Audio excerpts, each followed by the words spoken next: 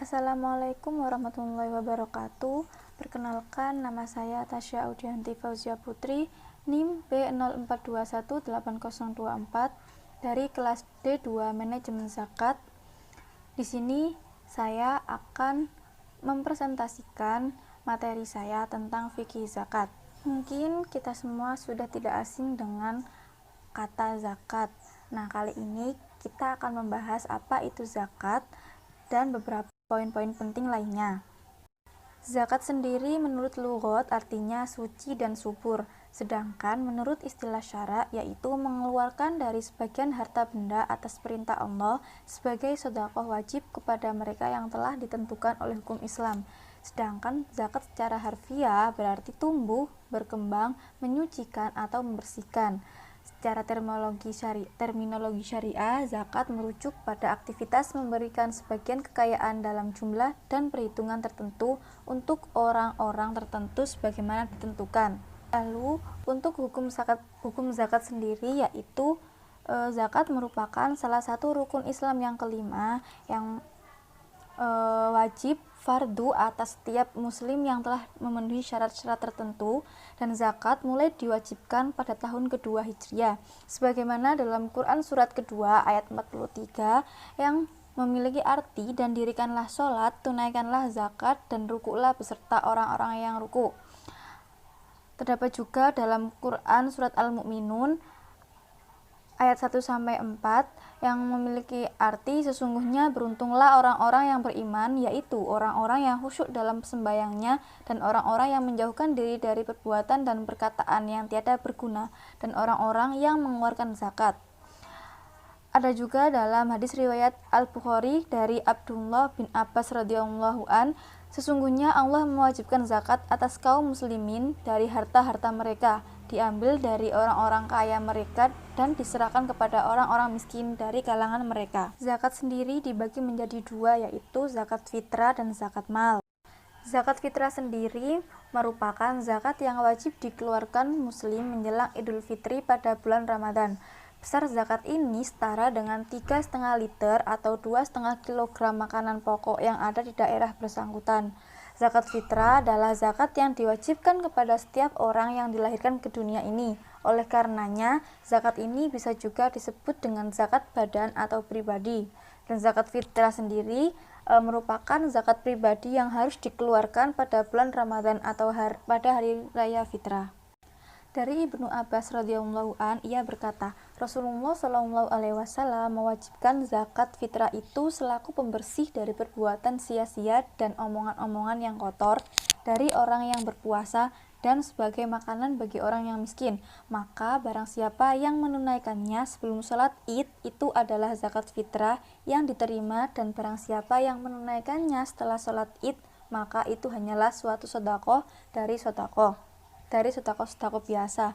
Hadis riwayat Abu Dawud dan Ibnu Majah dan disahkan oleh hakim oleh hakim. Sedangkan untuk yang wajib dizakati sendiri ada dua, yaitu yang pertama untuk dirinya sendiri, baik itu tua, muda, laki-laki ataupun perempuan, dan juga untuk orang-orang yang hidup di bawah tanggungannya. Lalu untuk zakat mal sendiri merupakan zakat yang dikeluarkan oleh setiap muslim yang mampu untuk diberikan kepada orang-orang yang berhak menerima zakat atau mustahik dengan ketentuan harta tersebut telah mencapai nisab dan dimiliki secara penuh. Zakat mal adalah kekayaan yang harus dikeluarkan dalam jangka 1 tahun sekali yang sudah memenuhi nisab dan bertujuan untuk mensucikan harta yang dimiliki, mencakup hasil ternak, emas dan perak, pertanian atau makanan pokok, harta perniagaan, pertambangan, hasil kerja, harta temuan, dan masing-masing jenis memiliki perhitungannya masing-masing. Lalu untuk selanjutnya yaitu syarat dan rukun zakat. Syarat wajib zakat sendiri yaitu merdeka, muslim, kepemilikan harta yang penuh bukan utang, mencapai nisab, mencapai haul, dan harta yang dizakati melebihi kebutuhan pokok. Untuk syarat sahnya zakat yaitu niat dan tamlik atau pemindahan kepemilikan harta benda kepada pemiliknya. Sedangkan untuk rukun zakat merupakan sebagian dari nisab atau harta dengan melepaskan kepemilikan terhadapnya, menjadikannya sebagai milik orang kafir dan menyerahkan kepadanya, ataupun harta tersebut diserahkan kepada wakilnya. yakni imam atau orang yang bertugas untuk menungut zakat atau amal. Dan untuk benda-benda yang wajib dizakati yaitu ada 4. Yang pertama binatang ternak, yang kedua emas dan perak, yang ketiga makanan hasil bumi, dan yang keempat merupakan hasil tambang. Lalu dari kata-kata sebelumnya mungkin ada kata tentang nisab. Nah, apa itu nisab? Nisab adalah ukuran atau batas terendah yang telah ditetapkan oleh syar'i atau agama untuk menjadi pedoman menentukan kewajiban mengeluarkan zakat bagi yang memilikinya jika telah mencapai ukuran tersebut. Dan orang yang memiliki harta dan telah mencapai nisab atau lebih diwajibkan mengeluarkan zakat. Nah, untuk syarat-syarat nisab sendiri ada 2, yaitu yang pertama, harta tersebut di luar kebutuhan yang harus dipenuhi seseorang seperti makanan, pakaian, tempat tinggal, kendaraan, dan alat yang dipergunakan untuk mata pencaharian.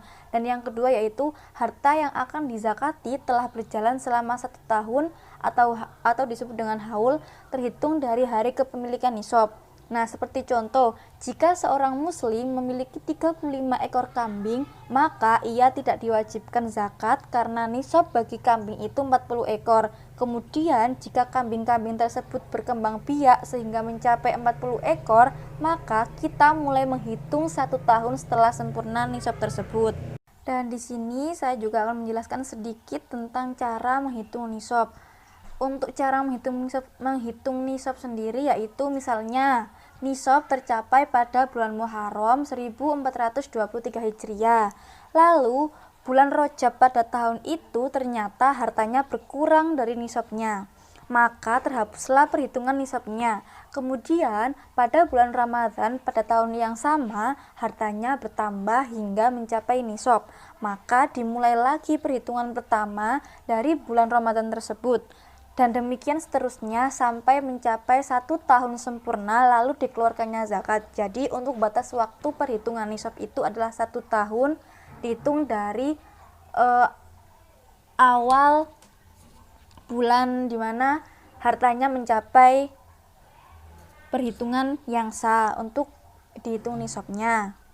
Untuk orang-orang yang berhak menerima zakat yaitu mereka yang telah ditentukan oleh Allah sebagaimana dalam Quran surat At-Taubah ayat 60. Bismillahirrahmanirrahim. Innamas shadaqatu lil fuqara'i wal masakini wal amilina 'alaiha wal mu'allafati qulubuhum wa fir riqabi wal gharimina wa fi sabilillahi wa ibnis sabil faridatan minallah wallahu alimun hakim. Nah, di situ dijelaskan sesungguhnya zakat-zakat itu hanyalah untuk orang-orang fakir. Jadi ada 8 golongan. Yang pertama yaitu orang fakir, orang miskin, pengurus zakat, para mu'alaf yang dibujuk hatinya, budak yang mau memerdekakan diri, dan orang-orang yang berhutang, dan juga orang yang sedang di jalan Allah dan musafir. Nah, yang untuk di sini ada tentang yang berhak menerima zakat sesuai dengan Quran surat atau tadi ada 8 yaitu fakir, miskin, amil, mu'alaf, hamba sahaya, ghorimin, sabilillah, dan musafir. Untuk pengertiannya sudah saya jelaskan di video ini. Untuk fakir itu yaitu orang yang tidak mempunyai harta atau usaha dan dapat menjamin 50% kebutuhan hidupnya untuk sehari-hari.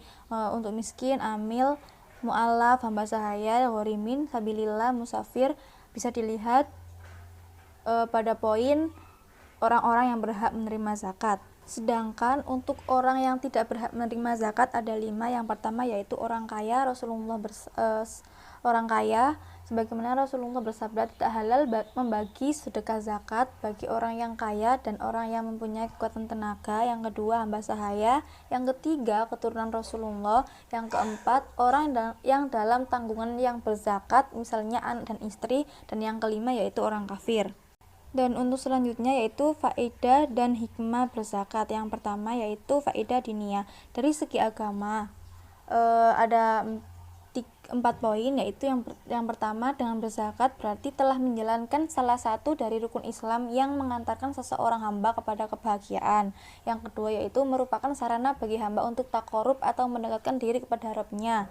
Yang ketiga yaitu pembayar zakat akan mendapatkan pahala besar yang berlipat ganda. Yang keempat zakat merupakan sarana penghapus dosa seperti yang pernah disabdakan Rasulullah Muhammad SAW. Lalu untuk faedah khuluqiyah, yaitu dari segi akhlak, juga ada 4 poin. Yang pertama, untuk menanamkan sifat kemuliaan. Yang kedua, pembayar zakat biasanya identik dengan sifat rahmah atau belas kasih yang lembut. Yang ketiga, yaitu merupakan realita bahwa menyumbangkan sesuatu yang bermanfaat baik berupa harta maupun raga bagi kaum muslimin itu akan melapangkan dada dan meluaskan jiwa. Dan yang keempat, yaitu di dalam zakat terdapat penyucian terhadap akhlak.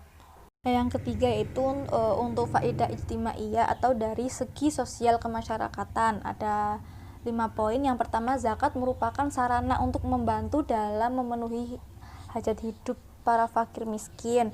Yang kedua, memberikan dukungan kekuatan bagi kaum muslimin dan mengangkat eksistensi mereka. Yang ketiga, yaitu zakat bisa mengurangi kecemburuan sosial. Yang keempat, zakat akan memacu pertumbuhan ekonomi pelakunya. Dan yang kelima, yaitu membayar zakat berarti memperluas peredaran harta benda atau uang, karena ketika harta dibelanjakan maka akan perputarannya akan meluas dan lebih banyak pihak yang mengambil manfaat.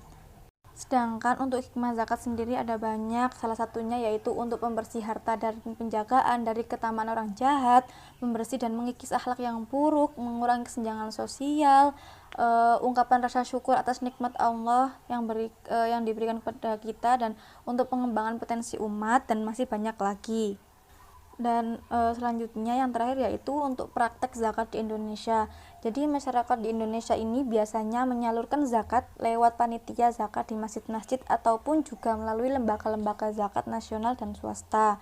Nah, untuk lembaga-lembaga di Indonesia ini sangat banyak, terutama di Surabaya itu Basnas, ada juga di Indonesia ini Rumah Zakat, Dompet Duafa Republika, Pos Keadilan Peduli Umat, dan lain-lain. Mungkin hanya itu saja yang bisa saya sampaikan. Kurang lebihnya saya mohon maaf. Terima kasih. Wassalamualaikum warahmatullahi wabarakatuh.